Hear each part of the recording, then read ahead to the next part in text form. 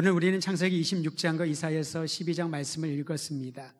특히 창세기 26장에 보면은 참으로 익숙한 이름 한 사람이 등장을 하지요. 바로 이삭입니다.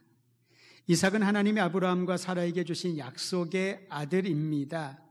이삭의 출생을 통해서 불가능 일을 가능케 하시는 하나님의 능력을 봅니다. 또한 약속하신 바를 반드시 지키시는 하나님의 신실한 사랑을 만나게 됩니다. 사실 이삭의 일생을 살펴보면은 아버지 아브라함이나 아들 야곱에 비해서는 그 인생이 그렇게 화려하거나 두드러져 보이지는 않습니다. 그런데 성도 여러분, 만일 이삭이 태어나지 않았다면은, 이삭이 이 땅에 없었더라면은 이스라엘 민족은 지구상에 존재하지 않았을 것입니다.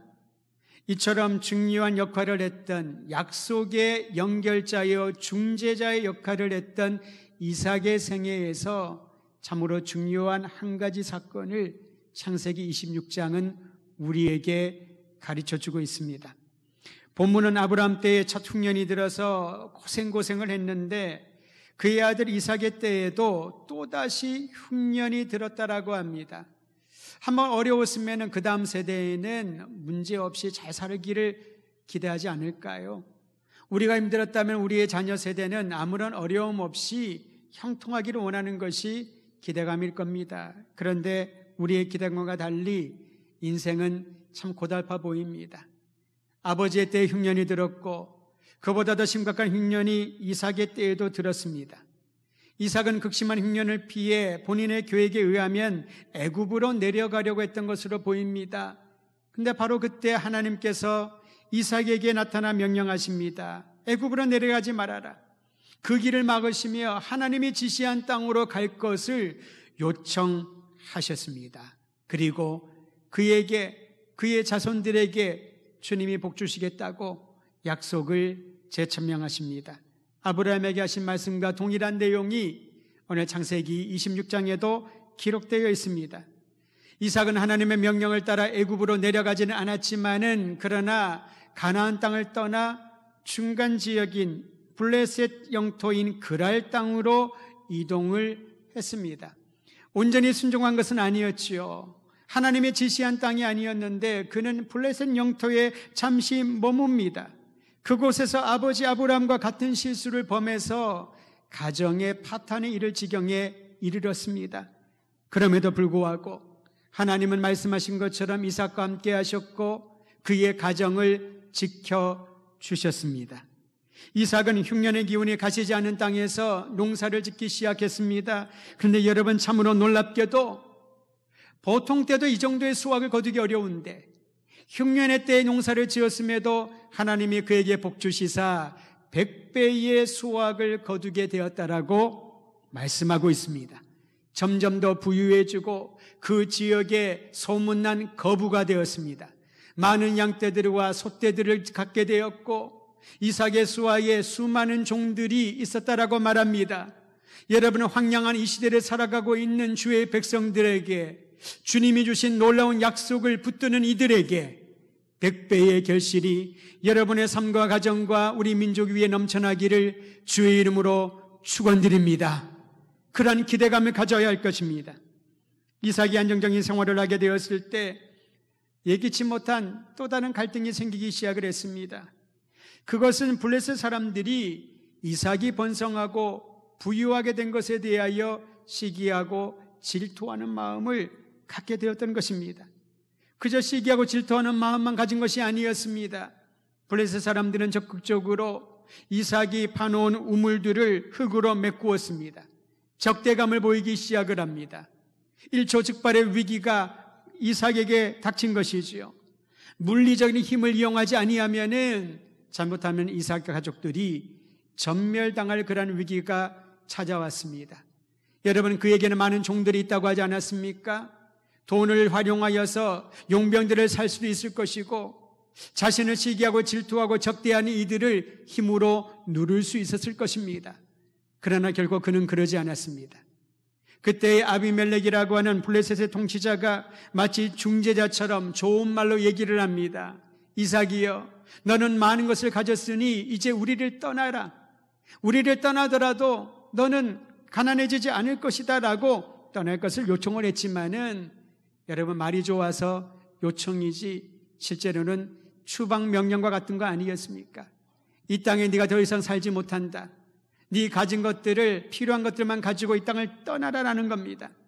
웬만하면은 힘의 싸움이 벌어질 수 있는 상태였지만 이삭은 왠지 있는 그대로를 받아들이고 수용하고 그곳을 떠나 그랄 골짜기로, 평원이 아닌, 사람들이 살만한 환경이 아닌 골짜기로 이동하여 장막을 치고 그곳에서 머물렀습니다. 그 그랄 골짜기는 아브라함이 팠던 우물들이 그대로 있었습니다. 그러나 사람들이 골짜기에서 살고 싶어 할까요? 요즘 무슨 자연인이라고 하는 프로그램이 있습니다만은 특별한 이유를 가지고 그 안으로 들어가 살지, 일반 사람들은, 평범한 이들은 살기 어려운 환경입니다.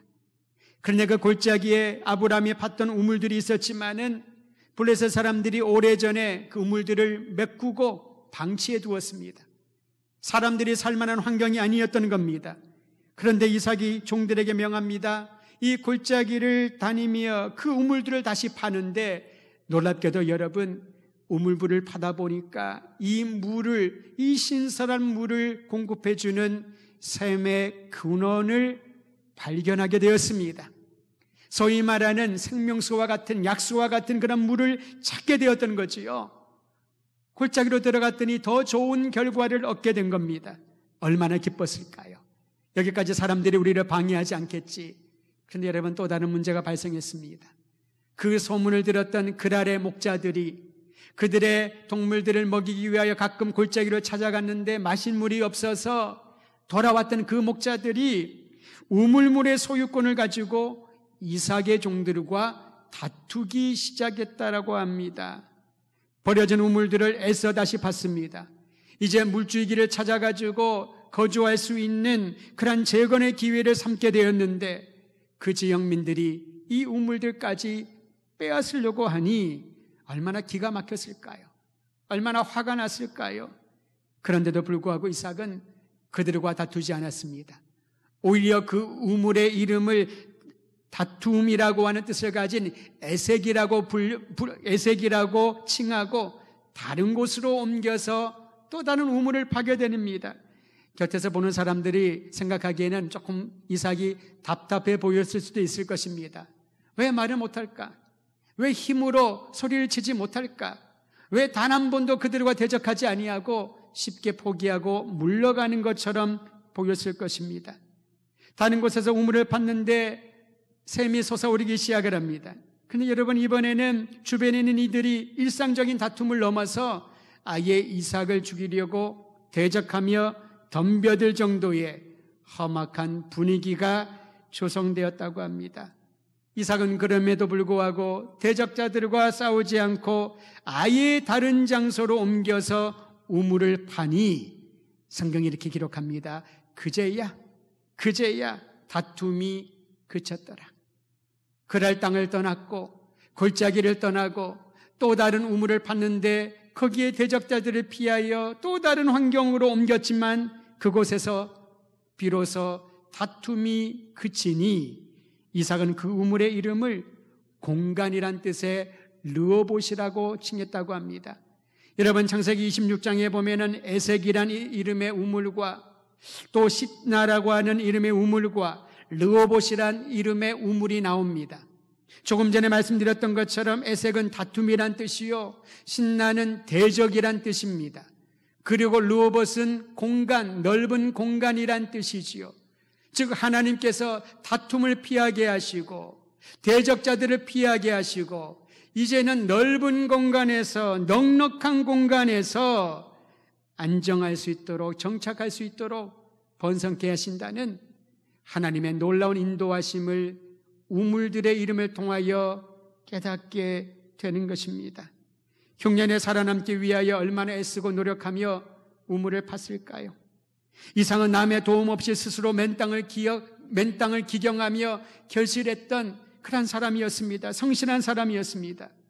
그럼에도 불구하고 자신이 얻은 모든 것들을 빼앗기는 일들이 반복되니 힘이 빠질 말도 한데 계속해서 우물을 팠습니다. 이삭은 어떤 심정으로 우물을 팠을까요? 그는 사람이나 환경을 의지하지 않았습니다.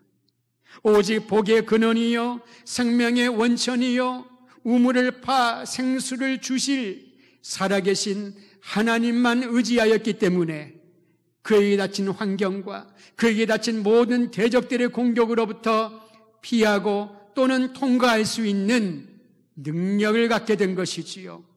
오늘 우리 민족의 역사 가운데 하나님이 기도하는 사람과 이 땅에 주의 긍휼을 베풀어 주셔서 모든 위기를 돌파하게 하신 것처럼 오늘 우리가 겪고 있는 이 모든 극심한 상황을 능히 이길 수 있는 힘은 오직 살아계신 하나님만 의지하며 주님의 약속이신 그리스도 예수 안에 있는 자에게 임할 축복인 줄을 믿고 여러분 담대함으로 하루하루를 찬양하며 주님 주신 사명 감당하시기를 우리 주의 이름으로 축원드립니다.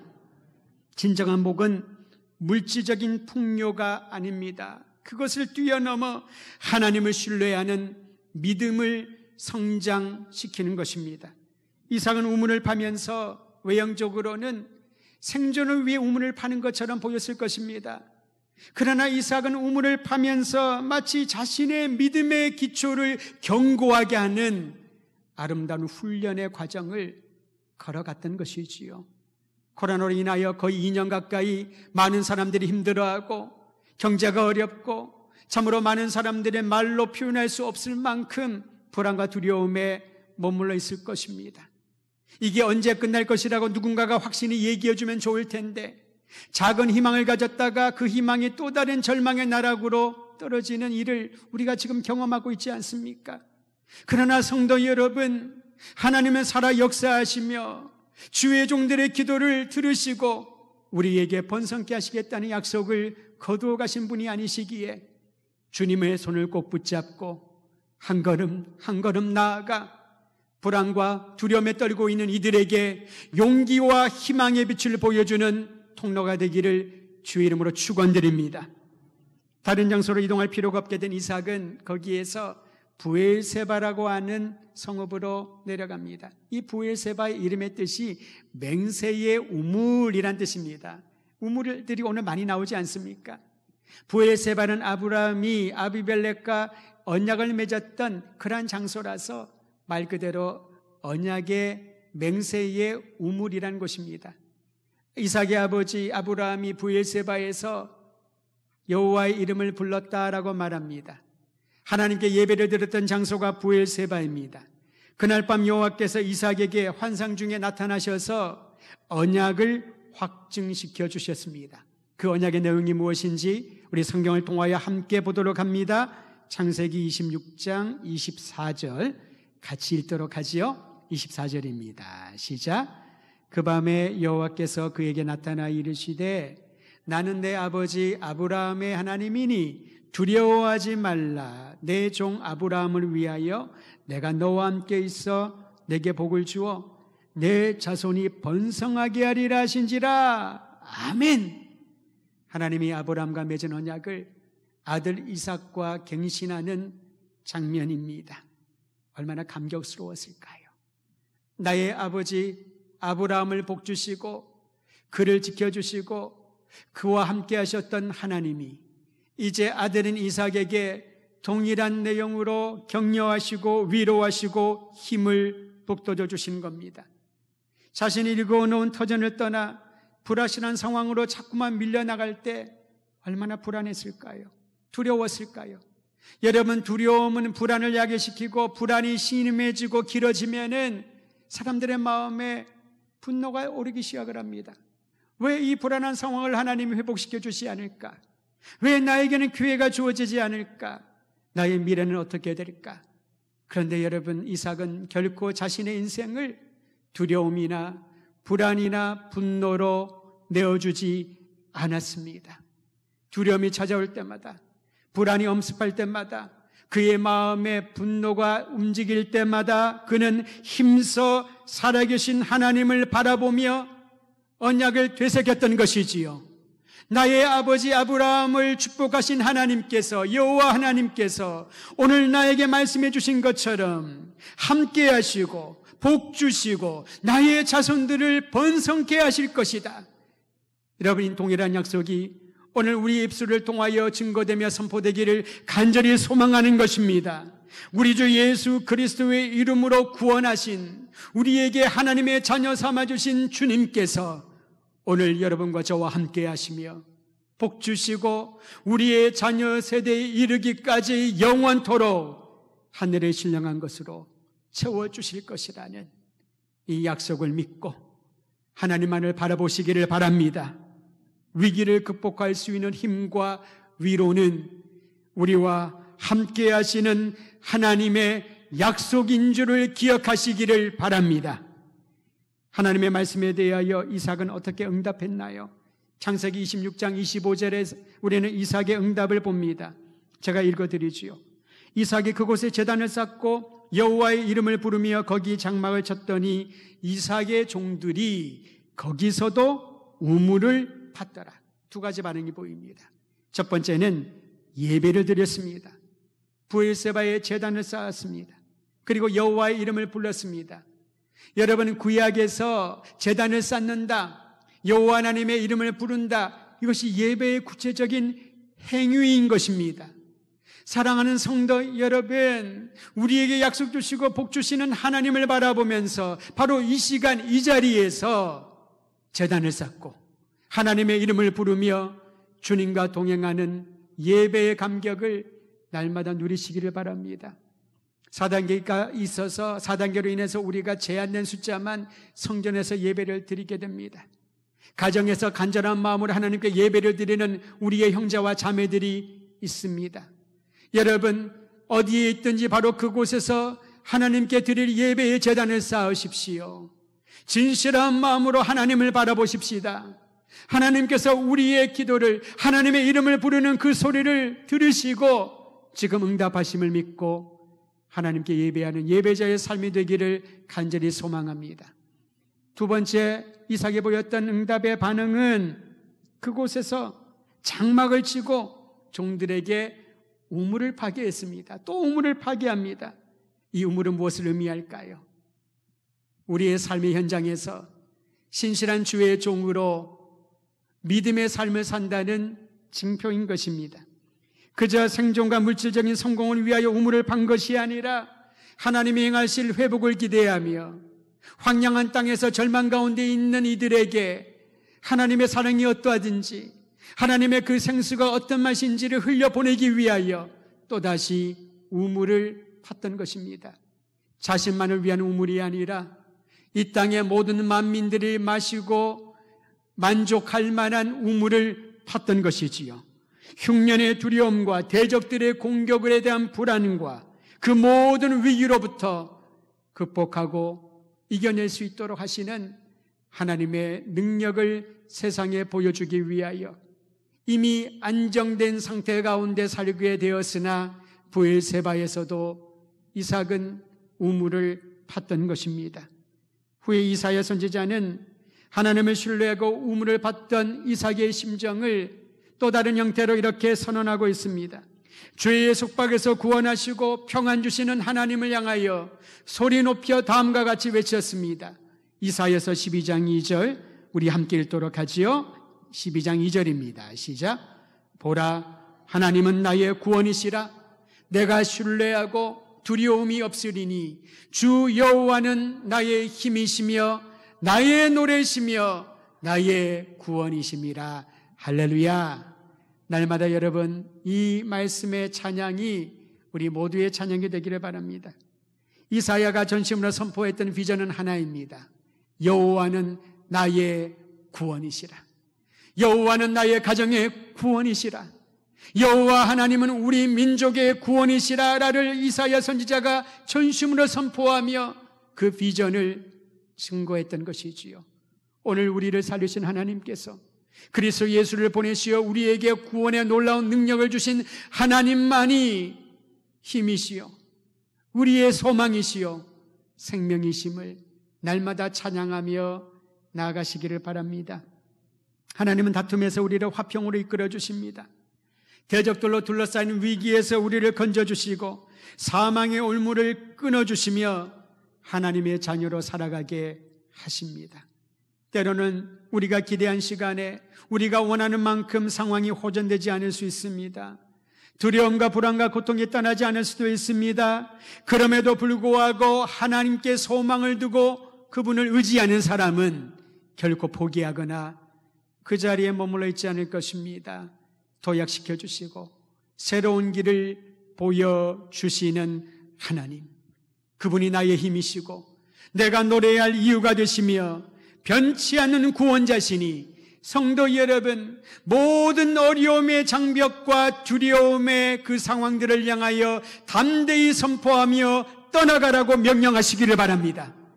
내 안에 찾아오시는 하나님의 소망과 기쁨과 생수가 찾아오실 것을 기대하십시오.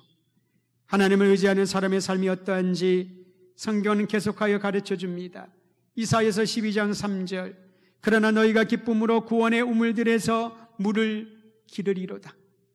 목마름을, 이 갈증을 해소하기 위하여 물을 구하는 간절한 심정처럼, 기근으로 쩍쩍 갈아진 땅에 물을 대기 위하여 애쓰고 고생하는 농부의 수고처럼 극심한 위기와 고통을 극복하도록 도우시는 하나님께서 이제 우리에게 주님이 마련하신 영원한 구원의 우물에서 물을 기르며 만족하며 감사하며 살기를 원하십니다. 영원한 구원의 우물인 그리스도 예수 안에 거하는 성도 여러분, 오늘 우리의 갈증이, 우리의 공고함이, 우리의 상함을 치유하시고 새로운 것들로 채워주시는 하나님만을 찬양하는 우리 더드림 가족들 되기를 간절히 소망합니다. 코로나가 종식될 때까지 그저 참고 시간을 보내지 않기를 바랍니다. 어떤 분은 그런 얘기를 하더군요. 코로나가 종식이 되면 제 신앙생활을 새로 시작하겠다고. 그런 생각들은 이제 다 지워버려야 할 것입니다. 바로 이 시간이 하나님의 은혜를 의지하며 주님께 소망을 두고 우리가 있는 자리에서 우물을 파야 할 시간입니다.